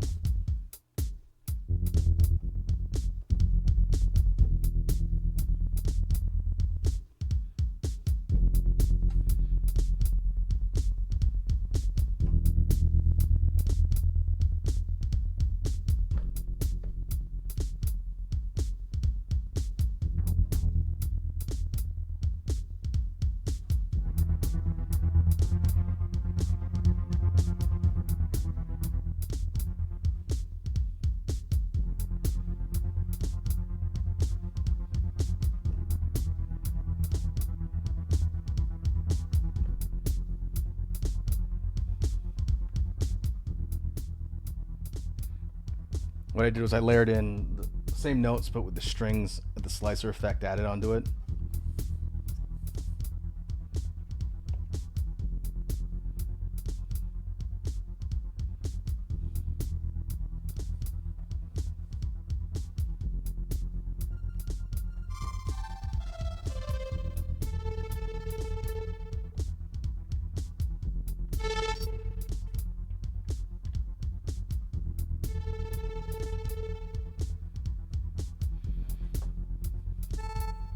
Now let's come up with a high synth melody that we can put in there.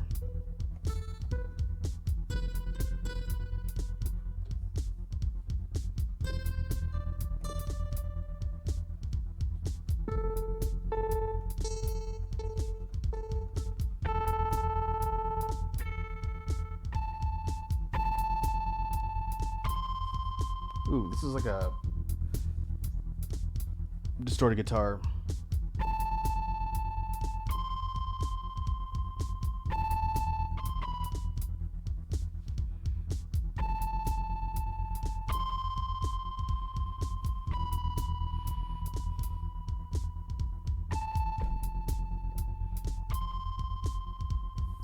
We have panning delay so that it moves around in the sound channels a bit.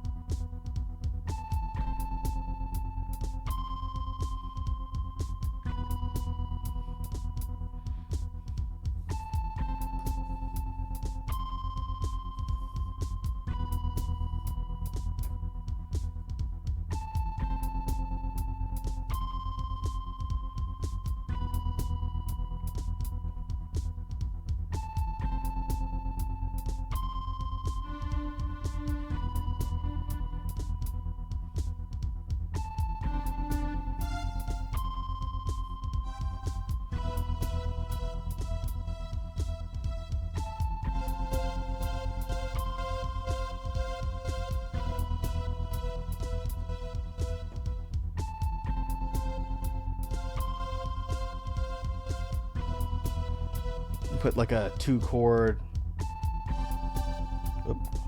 string section in.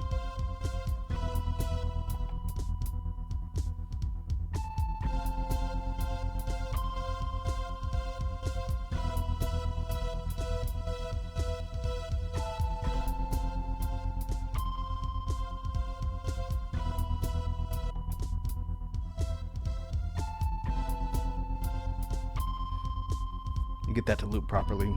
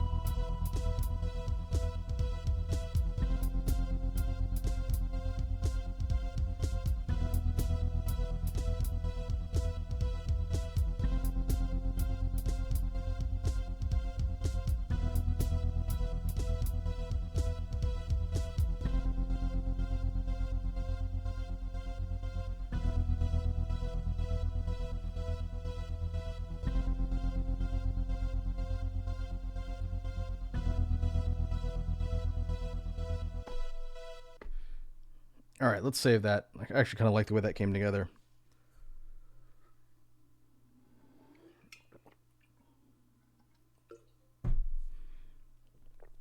It has kind of like this moody, almost brooding, ominous feel to it without it being like a really oppressive and overbearing sound.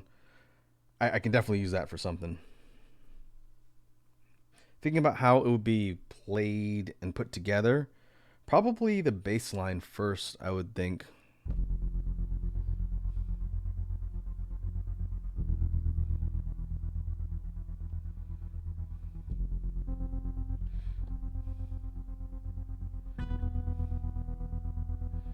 And the beat.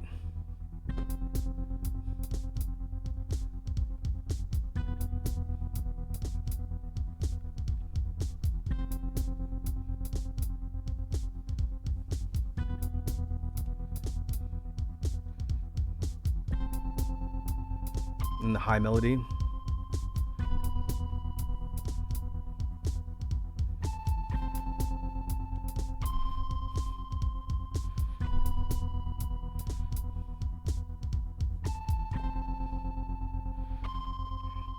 We break, have the beat come out for a little bit, and then when it comes back in, we're going to bring in the strings.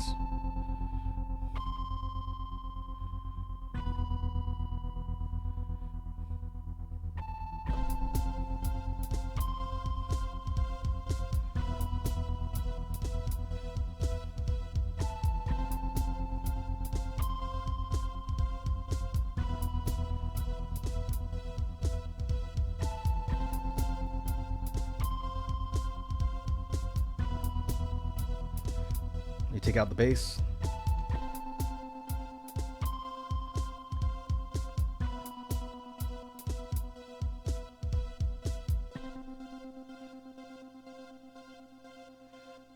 Let these two tracks kind of play on their own for a minute.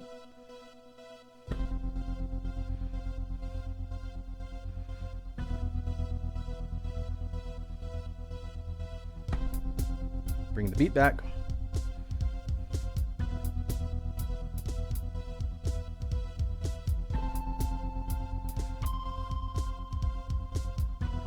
Bring the high synth back for one last run. 2 runs.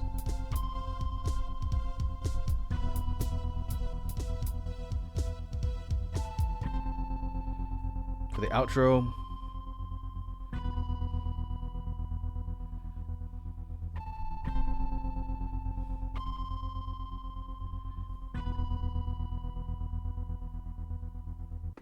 and we cut it off there.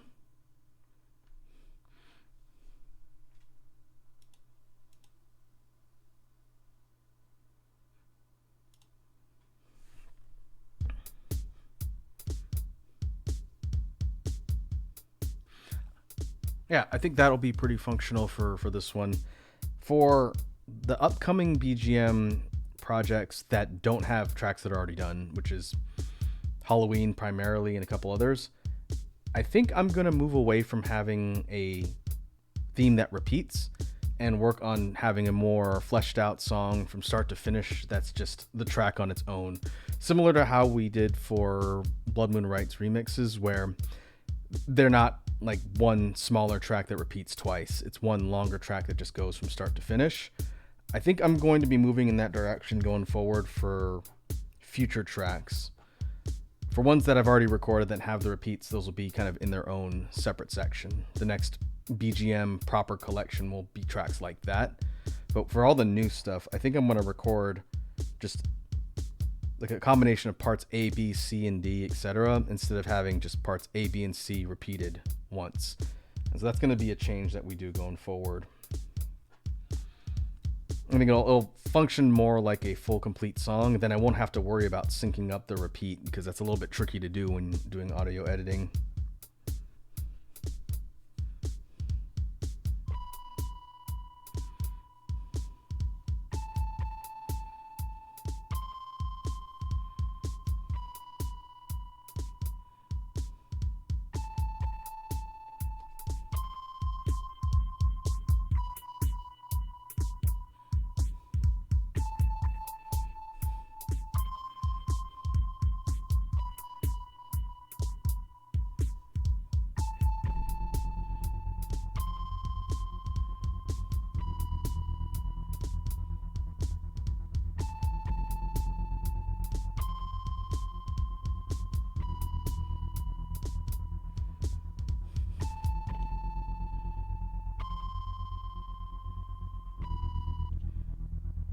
Okay, let's do one more save here.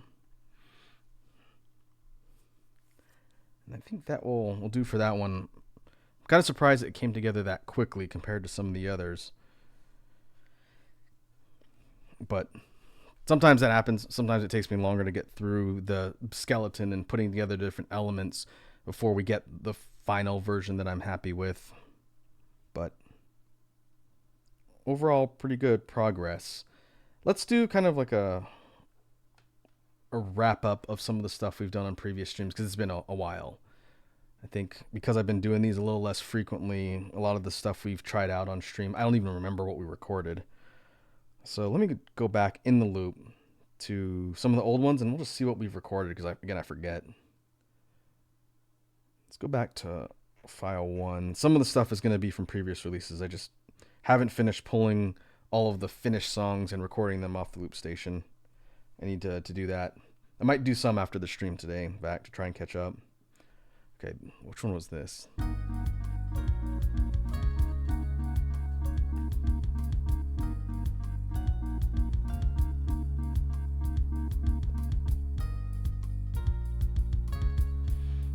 Okay, this was a chill one we did. I definitely haven't recorded this one yet.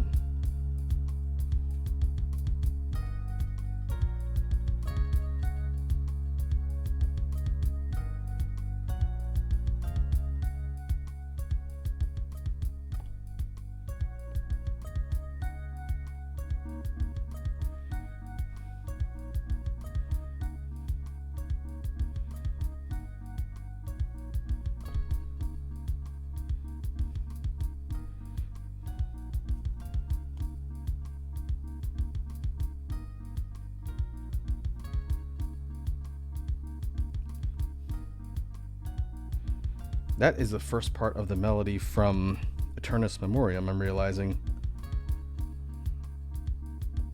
And then it changes.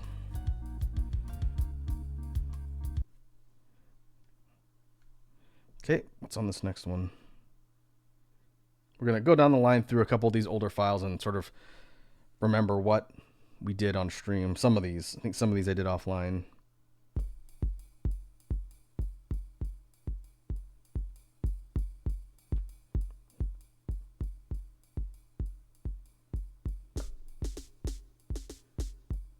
Okay, hip hop track, sounds like.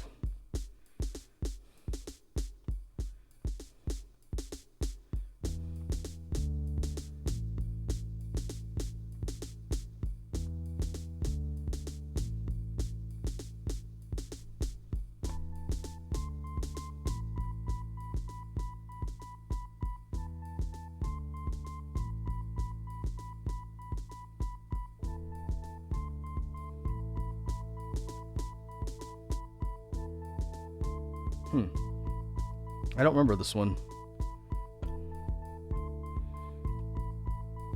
Interesting separating out the snare line from the rest of the beat.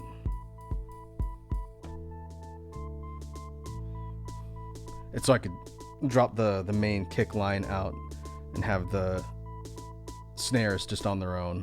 I don't do that very often, but that's definitely why I did it here.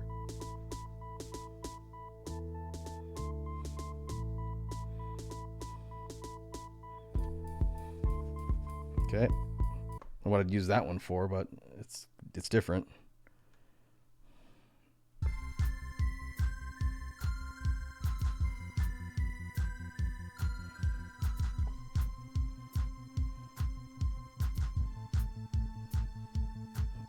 Okay, this is definitely a more dance adjacent song.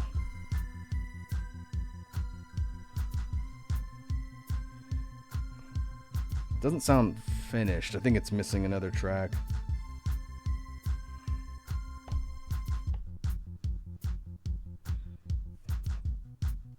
Okay, what else we got?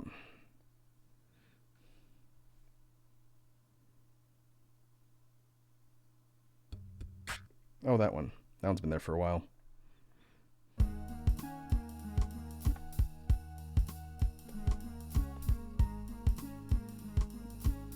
Another chill type track. Beat reminds me of Chardonnay, almost identical to Chardonnay.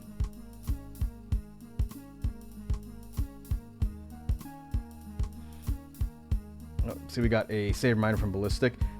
I don't have to worry about saving these because we're just going through the old files and trying to remember what I recorded, but thanks for the save reminder.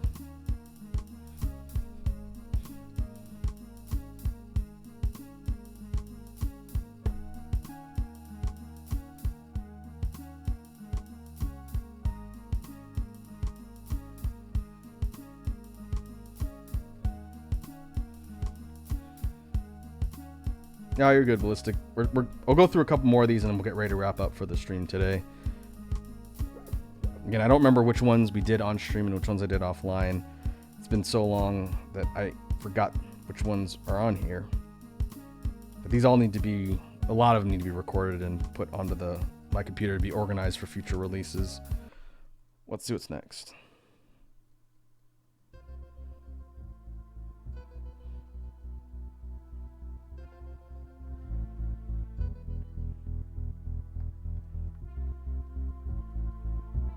This one doesn't have a beat.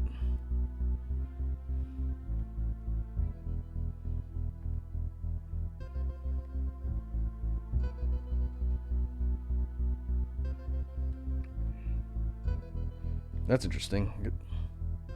I guess that could function kind of like an interlude theme. Okay, let's look at one more.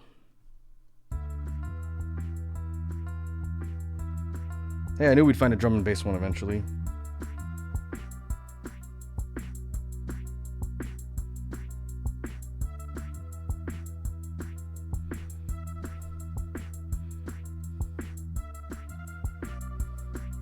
This one I do remember. I just don't remember when I made it. We might have done this one on stream. Every once in a while, I'll pick chat's brains for ideas on drum and bass stuff.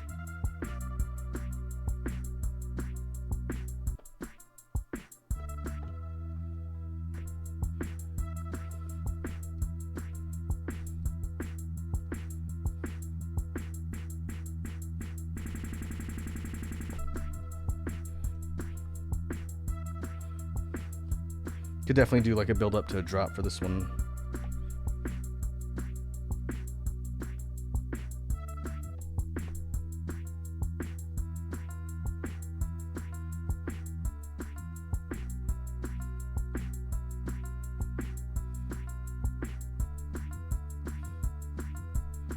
Let's see if we can do it properly this time.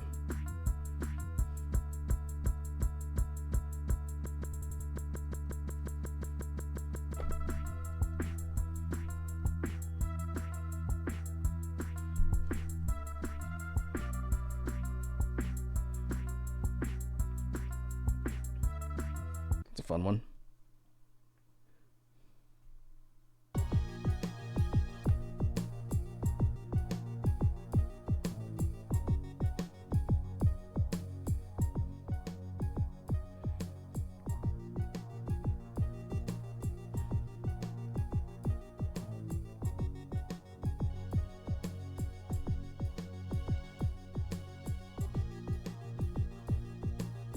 This one definitely features 329 on this third melodic synth track.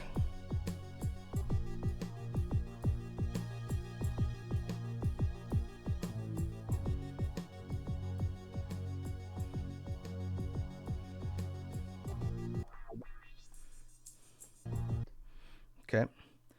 All right, yeah, there's definitely a bunch of tracks that I need to go and organize and record so that I can have them ready to put into future releases. In fact, I'm going to stick to my word, and as soon as we jump offline after the stream here, I'm going to do some more of that. Otherwise, I'm going to forget and I won't get around to it for a while. So I think we can call that a good session here. Let me see who is online that we can raid.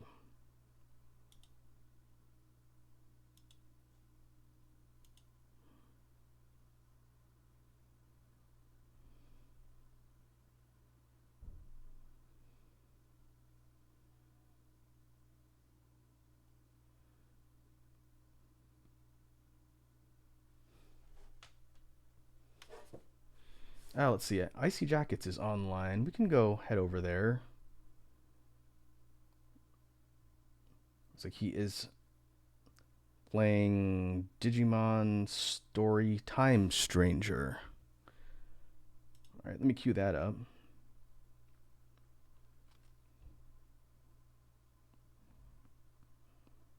And we will go ahead and mute this and go to outro. And we will call that a jam stream for today. We should be, well, I haven't figured out next week's schedule. We might be back tomorrow because I have the day off. I would like to continue to chip away at Look Outside, but I'll have to see. I have some other stuff I need to get done, but I will get the schedule out for the end of the day today, one way or another. In the meantime, thanks to everyone who stopped by and hung out. It was good to get back into the swing of things, doing these jam streams. I'll try and do them more frequently so we can keep working on stuff. But hope everyone has a good rest of your morning, day, or evening. I will catch you folks soon.